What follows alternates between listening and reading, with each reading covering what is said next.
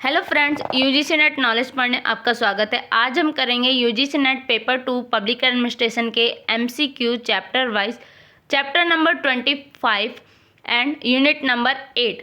आइए स्टार्ट करते हैं। चैनल पे नए हैं तो चैनल को जरूर सब्सक्राइब कीजिए, लाइक एंड शेयर कीजिए। आइए स्टार्ट करते हैं। क्वेश्चन नंबर फर्स्ट, निम्नलिखित में से किसे नियम कानून बनाने का प्राधिकार प्राप्त होता है? सो इसका करेक्ट आंसर है आंसर नंबर बी, प्राधिकृत नीति निर्माण संस्था को। क्वेश्चन नंबर सेकंड, जनतांत्रिक सरकारों में नीति निर्माताओं के चुनाव निम्नलिखित में से किसके द्वारा किया जाता है? सो इसका करेक्ट आंसर है आंसर नंबर ए, नागरिकों के द्वारा। क्वेश्चन नंबर थर्ड, निम्नलिखित में से अधिनायकत्व किस प्रकार की शासन व्यवस्था है? सो इसका करेक्ट आंसर है आंसर नंबर बी, एक दलीय शासन व्यवस्था है। क्वेश्चन नंबर फोर, निम्नलिखित में से कौन सा लक्षण विकासशील राज्यों में नीति निर्धारण का है? सो इसका करेक्ट आंसर है आंसर नंबर डी, नीति के विकल्पों की गहन खोज की जाती है। पुनः निर्देश प्रणाली तथा क्रियाविधि बहुत कमजोर होती है। नीति रणनीति का निर्णय सजगता से नहीं होता है। ये तीनों ही सही है। क्वेश्चन नंबर 5, निम्नलिखित में से कौन सा लक्षण विकसित राज्यों में नीति निर्धारण का नहीं है? सो इसका करेक्ट आंसर है आंसर नंबर बी, नीति निर्धारण के इष्टतम गुण काफ़ी कम रहते हैं। नेक्स्ट क्वेश्चन, क्वेश्चन नंबर 6, निम्नलिखित में से कौन नीति निर्माण संस्था का प्रकार है? सो इसका करेक्ट आंसर है आंसर नंबर ए, गैर सरकारी संस्था। क्वेश्चन नंबर 7, सरकारी संस्था के अंतर्गत निम्नलिखित में से कौन सा शामिल है? सो इसका करेक्ट आंसर है आंसर नंबर सी, कार्यपालिका। क्वेश्चन नंबर 8, नीति निर्माण का सर्वोपरि संचालक और नियंत्रण निकाय है। सो इसका करेक्ट आंसर है आंसर नंबर ए, मंत्रिमंडल। क्वेश्चन नंबर 9, किस प्रकार की नीतियों पर संसदीय नियंत्रण होता है? सो इसका करेक्ट आंसर है आंसर नंबर डी, ये सभी। राष्ट्रपति का अभिभाषण, प्रश्न, बजट पर सामान्य बहस। क्वेश्चन नंबर 10, निम्नलिखित में से किसे नीति को लागू करने का कार्यभार सौंपा जाता है? सो इसका correct answer answer number C, नौकरशाह को। क्वेश्चन नंबर 11, कौन सरकारी नीतियों में निम्न में से किसकी भूमिका महत्वपूर्ण है? सो इसका करेक्ट आंसर है आंसर नंबर डी, ये सभी। कार्यपालिका की, विधायिका की और न्याय संस्था की। क्वेश्चन नंबर 12, नीतियाँ एवं प्रस्तावों की शुरुआत का कार्य निम्नलिखित में से किसका होता है? सो इसका correct answer answer number A, कार्यपालिका का। क्वेश्चन नंबर 13, नागरिकों के मौलिक अधिकारों का संरक्षण करना निम्नलिखित में से किसका कार्य होता है? सो इसका करेक्ट आंसर है आंसर नंबर बी, न्यायपालिका का। क्वेश्चन नंबर 14, नीति निर्माण के गैर सरकारी संस्थाओं में निम्नलिखित में से कौन सा से शामिल है? सो इसका करेक्ट आंसर है आंसर नंबर ए, जनसंचार। क्वेश्चन नंबर 15, निम्नलिखित में से कौन से कारक लोक नीति के बाधक तत्व हैं? सो इसका करेक्ट आंसर है आंसर नंबर ए, सामाजिक समूह एवं आर्थिक। क्वेश्चन नंबर 16, राजनीतिक दल लोक नीति निर्माण में निम्नलिखित में से क्या करते हैं? सो इसका करेक्ट आंसर है आंसर नंबर ए, लोक नीति को बाधित करते हैं। क्वेश्चन नंबर 17, निम्नलिखित में से कौन से ऐसे गैर सरकारी संगठन हैं जिनके विचार एवं उद्देश्य समान होते हैं? सो इसका करेक्ट आंसर है आंसर नंबर ए, हित समूह। क्वेश्चन नंबर 18, सरकारी संस्थाओं तथा नागरिकों के बीच कौन पुल की तरह कार्य करता है? सो इसका correct answer answer number C, राजनीतिक दल। क्वेश्चन नंबर 19, नागरिक अप्रत्यक्ष रूप से नीतियों के निर्धारण में भाग लेते हैं। सो इसका करेक्ट आंसर है आंसर नंबर ए, सत्य। क्वेश्चन नंबर 20, नीति विश्लेषण के कार्य निम्नलिखित में से क्या है? सो इसका करेक्ट आंसर है आंसर नंबर बी, सार्वजनिक समस्याओं के मूल्यांकन। क्वेश्चन नंबर 21, निम्नलिखित में से कौन सा नीति विश्लेषक के दृष्टिकोण में शामिल नहीं है? सो इसका करेक्ट आंसर है आंसर नंबर डी, सूचना का प्रकार। नेक्स्ट क्वेश्चन, क्वेश्चन नंबर 22, नीति विश्लेषण के तर्क संगत दलीलों में निम्नलिखित में से किसे शामिल किया जाता है? सो इसका करेक्ट आंसर है आंसर नंबर ए, मूल्यों को प्राप्त किया जाना तथा इसका परीक्षण करना। क्वेश्चन नंबर 23, नीति विश्लेषण में कार्यवाही के माध्यम से निम्नलिखित में से क्या होता है? सो इसका करेक्ट आंसर है आंसर नंबर बी, मूल्यों की प्राप्ति एवं समस्याओं का समाधान। क्वेश्चन नंबर 24,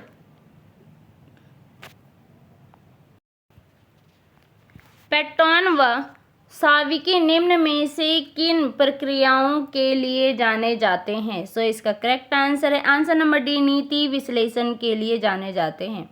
क्वेश्चन नंबर 25, निम्नलिखित में से किसने कहा नीति विश्लेषण क्रियान्वयन के लिए वैकल्पिक नीतियों कार्यनीतियों का नीति तकनीकी मूल्यांकन और आर्थिक कार्यवाहिता तथा राजनीतिक व्यवहार्यता और नीति अंगीकरण के परिणाम हैं? सो इसका करेक्ट आंसर है आंसर नंबर सी, पेट्टॉन और साविकी। क्वेश्चन नंबर 26, मानकीय नीति विश्लेषण का प्रमुख उद्देश्य निम्नलिखित में से क्या होता है? सो इसका करेक्ट आंसर है आंसर नंबर सी, पिछली नीतियों की व्याख्या आधारित। क्वेश्चन नंबर 27, प्रत्याशित नीति विश्लेषण का निम्नलिखित में से क्या तात्पर्य है? सो इसका करेक्ट आंसर है आंसर नंबर बी, ऐतिहासिक विश्लेषण। क्वेश्चन नंबर 28, पेट्टॉन व साविकी के अनुसार नीति विश्लेषण के निम्नलिखित में से कितनी प्रक्रिया होती है? सो इसका करेक्ट आंसर है आंसर नंबर ए, 6 प्रक्रिया होती है। क्वेश्चन नंबर 29, निम्नलिखित में से कौन सा नीति विश्लेषण प्रक्रिया में शामिल नहीं है? सो इसका करेक्ट आंसर है आंसर नंबर सी, प्रयोग सिद्ध। क्वेश्चन नंबर 30, वैकल्पिक नीतियों की पहचान करना निम्नलिखित में से किस प्रक्रिया के अंतर्गत आता है? सो इसका करेक्ट आंसर नंबर डी, नीति विश्लेषण प्रक्रिया के अंतर्गत आता है। क्वेश्चन नंबर 31, प्रेसमैन ने निम्नलिखित में से किसकी परिभाषा दी थी? सो इसका करेक्ट आंसर नंबर ए, नीति क्रियान्वयन की। क्वेश्चन नंबर 32, नीति बनाई जा रही है जैसे यह लागू की जा रही है और लागू की जा रही है जैसे नीति बनाई जा रही है, यह कथन किसके द्वारा कहा गया है? सो इसका करेक्ट आंसर है answer number D, James Anderson के द्वारा। क्वेश्चन नंबर 33, नीति क्रियान्वयन की अवधारणा को निम्नलिखित में से किसके माध्यम से समझ सकते हैं? सो इसका करेक्ट आंसर है आंसर नंबर बी, क्रियान्वयन की नीति लागू करने की प्रक्रिया के रूप में देखना। क्वेश्चन नंबर 34, क्रियान्वयन उन गतिविधियों का समुच्चय है जो सरकार द्वारा निर्धारित लक्ष्य व कार्यक्रमों के अनुसार में आयोजित की जाती है, यह कथन किसका है? सो इसका करेक्ट आंसर है आंसर नंबर डी, रिप्लेव फ्रैंकलिन का। क्वेश्चन नंबर 35, नीति क्रियान्वयन लक्ष्यों के निर्धारण और उन्हें प्राप्त करने हेतु आयोजित कार्यों के बीच अंतःक्रिया की प्रक्रिया है, उपरोक्त कथन किसने कहा है? सो इसका करेक्ट आंसर है आंसर नंबर ए, प्रेसमैन और विल्ड-आस्की ने। क्वेश्चन नंबर 36, सफल क्रियान्वयन हेतु निम्न में से कौन सी शर्तें आवश्यक है? सो इसका करेक्ट आंसर है आंसर नंबर डी, उपरोक्त सभी। प्रशासनिक इकाइयों के बीच उच्च स्तरीय संचार व समन्वय की व्यवस्था, प्रशासनिक नियंत्रण पद्धति की मौजूदगी, क्रियान्वयनकर्ताओं पर समुचित नियंत्रण। क्वेश्चन नंबर 37, लोक नीति क्रियान्वयन किसके अधीन तैयार की जाती है? सो इसका करेक्ट आंसर है आंसर नंबर ए, कार्यपालिका के द्वारा। क्वेश्चन नंबर 38, नौकरशाही के अतिरिक्त नीति क्रियान्वयन में किसकी भूमिका महत्वपूर्ण है? सो इसका करेक्ट आंसर है आंसर नंबर डी, ये सभी निजी क्षेत्र, नागरिक समाज, सामुदायिक समूह। क्वेश्चन नंबर 39, नीति क्रियान्वयन के लिए निम्नलिखित आवश्यक तत्व हैं। सो इसका करेक्ट आंसर है आंसर नंबर ए, नीति क्रियान्वित करने हेतु पर्याप्त कार्मिक और वित्तीय संसाधन। क्वेश्चन नंबर 40, नीति मूल्यांकन में दक्षता का निम्नलिखित में से क्या तात्पर्य है? सो इसका करेक्ट आंसर है आंसर नंबर बी, लाभ के अनुसार लागत की अध्ययन। क्वेश्चन नंबर 41, पैरोट की आशावादिता निम्नलिखित में से किससे संबंधित है? सो इसका करेक्ट आंसर है आंसर नंबर ए, नीति मूल्यांकन से। क्वेश्चन नंबर 42, किसी भी नीति के लिए नीति मूल्यांकन है क्योंकि। सो इसका करेक्ट आंसर नंबर ए, इसमें नीति निर्माण में जोखिम कम किए जाते हैं। क्वेश्चन नंबर 43, फ्रोहाल द्वारा नीति मूल्यांकन हेतु दिए गए 4 मापदंड में कौन नहीं है? सो इसका करेक्ट आंसर है आंसर नंबर ए, उपयोगिता। क्वेश्चन नंबर 44, निम्नलिखित में से किसी लागत लाभ के अनुसार माप से होती है? सो इसका करेक्ट आंसर है आंसर नंबर बी, दक्षता के माप से होती है। नीति मूल्यांकन से हमें प्राप्त होने वाले निम्नलिखित में से कौन से लाभ हैं? सो इसका करेक्ट आंसर है आंसर नंबर डी, उपरोक्त सभी। लाभार्थियों के लाभ का आंकलन, अच्छी नीति निर्माण, प्रशासनिक उत्तरदायित्व सुनिश्चित होता है। क्वेश्चन नंबर 46, संसाधनों की समस्या नीति मूल्यांकन में बाधा उत्पन्न नहीं करती है। सो इसका करेक्ट आंसर है आंसर नंबर ए, असत्य। क्वेश्चन नंबर 47, क्या राजनैतिक इच्छा शक्ति को नीति मूल्यांकन में सबसे बड़ी बाधा माना गया है? सो इसका करेक्ट आंसर है आंसर नंबर बी, हाँ, राजनीतिक इच्छा को नीति मूल्यांकन में सबसे बड़ी बाधा माना गया है। क्वेश्चन नंबर 48, निम्नलिखित में से कौन सा नीति मूल्यांकन का लाभ है? सो इसका करेक्ट आंसर है आंसर नंबर बी, अच्छी नीति निर्माण। क्वेश्चन नंबर 49, विशेष समिति मूल्यांकन के अंतर्गत निम्नलिखित में से कौन सा आता है? सो इसका करेक्ट आंसर है आंसर नंबर डी, ये सभी, राष्ट्रीय कृषि आयोग, विधि आयोग, शिक्षा आयोग। क्वेश्चन नंबर 50, निम्नलिखित में से किसका कथन है कि आनुवंशिकता, विरासत तथा शासक उच्च वर्गों के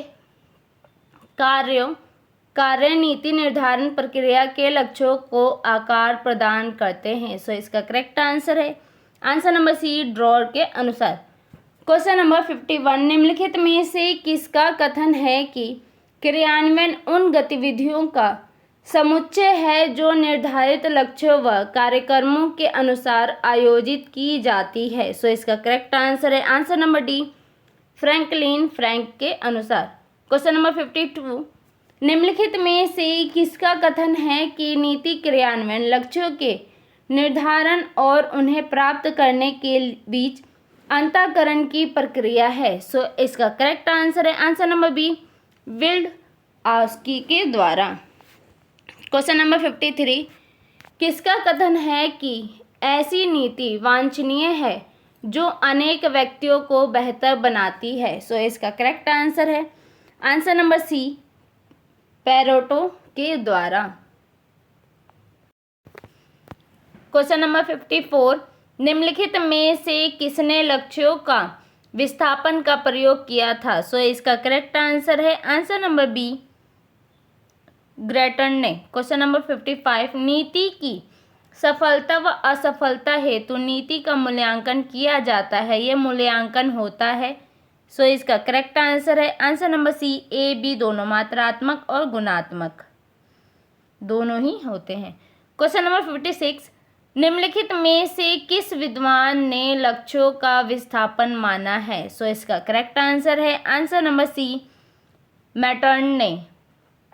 क्वेश्चन नंबर 57, निम्नलिखित कथनों पर विचार कीजिए। सो इसका करेक्ट आंसर है ए, ध्येयों की पहचान करने के पश्चात नीति प्रस्तावों के जरिए उन पर कार्यवाही की जाती है। क्वेश्चन नंबर 58, निम्नलिखित कथनों पर विचार करना है, सही उत्तर बताना है। सो इसका करेक्ट आंसर है आंसर नंबर सी, सेकंड और थर्ड दोनों सही है। विकासशील देशों में मूल्यांकन तथा नीतियों की पुनः रूपरेखा तय करने का काम संतोषजनक नहीं होता है। उनके अनुसार नीति निर्धारण में बुद्धिजीवियों की भी भूमिका संतोषजनक नहीं रहती है। Next question, question number 59 matchup करना है। सो इसका करेक्ट आंसर है आंसर नंबर बी। संविधान अभिकरण और उनके कार्य बताने हैं। संविधान का क्या कार्य है? नीतियों का मुख्य स्रोत होता है। संसद नीतियों की स्वीकृति यहाँ पे मिलती है। न्यायपालिका नीतियों की समीक्षा करती है। प्रेस नीति बनाने की प्रेरणा देते हैं।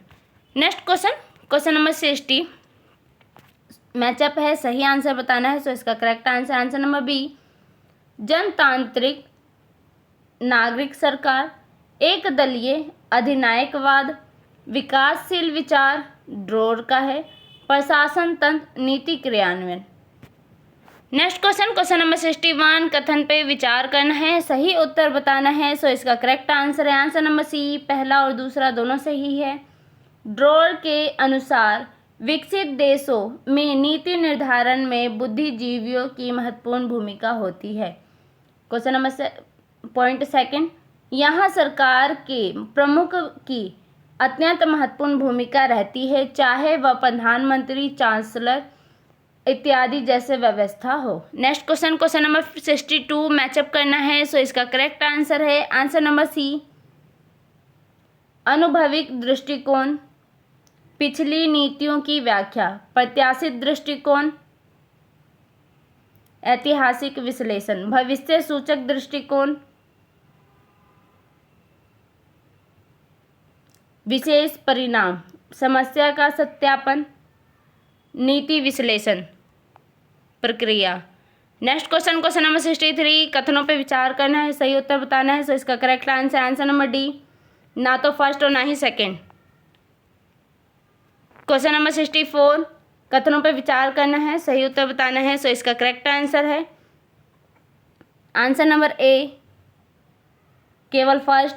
विधायिका नीतियों के जरिए राज्य की इच्छा को सूत्रबद्ध एवं अभिव्यक्त करती है। Next question, question number 65 matchup करना है, सही उत्तर बताना है। सो इसका करेक्ट आंसर है आंसर नंबर डी। प्रेसमैन, नीति क्रियान्वयन, मैटर्न, लक्ष्यों का विस्थापन, ड्रॉर, विकासशील नीति निर्धारण, पेरेटो, आशावादिता। Next question, question number 66 Paul Appleby के अनुसार निम्नलिखित में से कौन से पहलू सरकारी प्रशासन को निजी प्रशासन से भिन्न बनाते हैं? सो इसका करेक्ट आंसर है आंसर नंबर ए, पहला, दूसरा और तीसरा। क्षेत्र की व्यापकता और प्रभाव, सार्वजनिक उत्तरदायित्व, राजनीतिक प्रकृति। नेक्स्ट क्वेश्चन, क्वेश्चन नंबर 67 प्रसिद्ध नीति निर्धारण विद्वान ड्रॉर के अनुसार विकासशील राज्य में नीति निर्धारण के प्रमुख तत्व हैं। सो इसका करेक्ट आंसर है आंसर नंबर बी, केवल थर्ड। नीति निर्धारण में विधानमंडलों की भूमिका दूसरे दर्जे की होती है। Next question, question number 68 matchup करना है, सही उत्तर बताना है। सो इसका करेक्ट आंसर है आंसर नंबर सी। पैटर्न, नीति विश्लेषण, नीति अनुच्छेद केंद्र, मूल्यांकन संगठन, रिप्लेव, नीति क्रियान्वयन, जनसंचार, समाचार पत्र।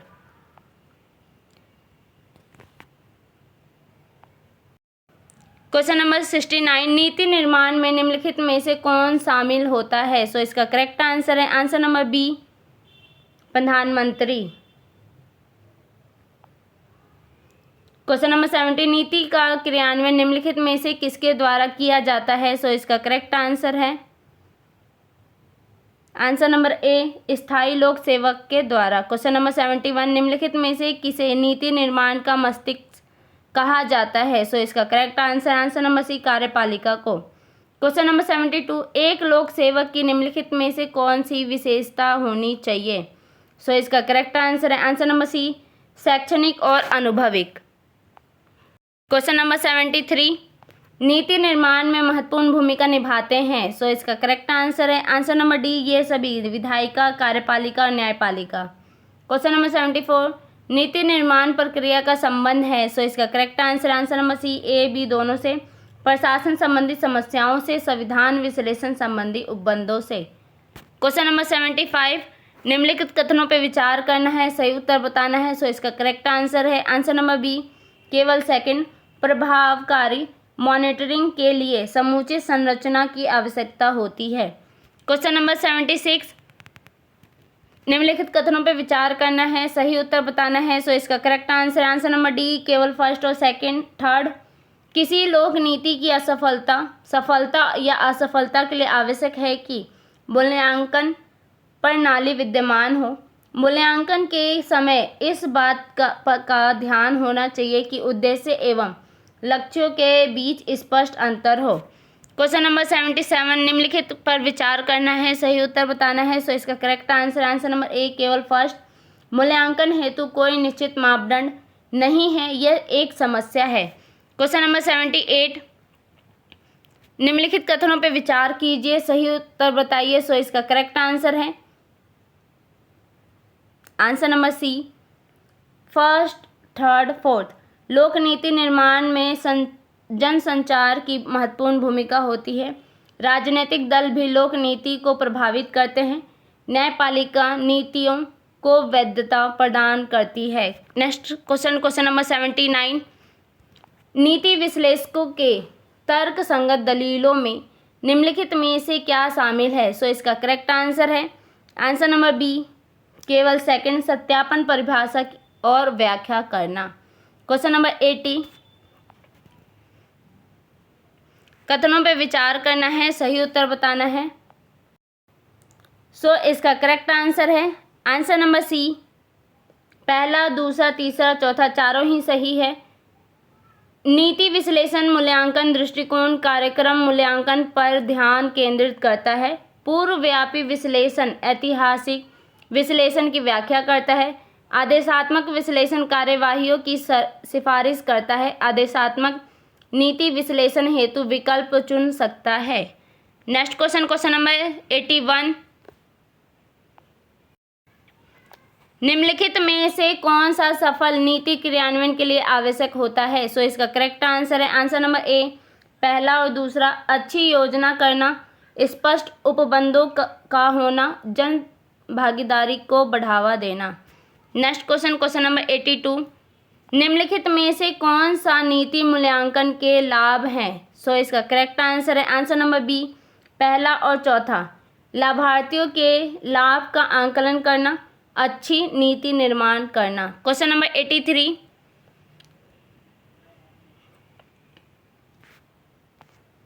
नीति निम्नलिखित कथनों पर विचार करना है, सही उत्तर बताना है। सो इसका correct answer answer number D, इनमें से कोई नहीं। क्वेश्चन नंबर 84, नीति निर्माण अध्ययन में निम्नलिखित में से किसका प्रयोग होता है? सो इसका करेक्ट आंसर है आंसर नंबर ए, पहला और दूसरा। प्रयोग सिद्ध और मूल्यांकन का। क्वेश्चन नंबर 85, कथन और अभिकथ कारण बताने हैं। सो इसका correct answer number B, A R दोनों सही है, परंतु आर ए की सही व्याख्या नहीं है। नीति निर्धारण में सरकारी और गैर सरकारी संस्थाओं दोनों का योगदान होता है। कारण क्या है? राजनीतिक दल, दबाव समूह, हित समूह आदि गैर सरकारी संस्थाएं भी नीतियों को मूल्यांकन में महत्वपूर्ण भूमिका निभाते हैं। सो वीडियो अच्छी लगे तो लाइक कीजिए, शेयर कीजिए, सब्सक्राइब कीजिए और ऐसे ही चैनल पर बने रहिए। धन्यवाद।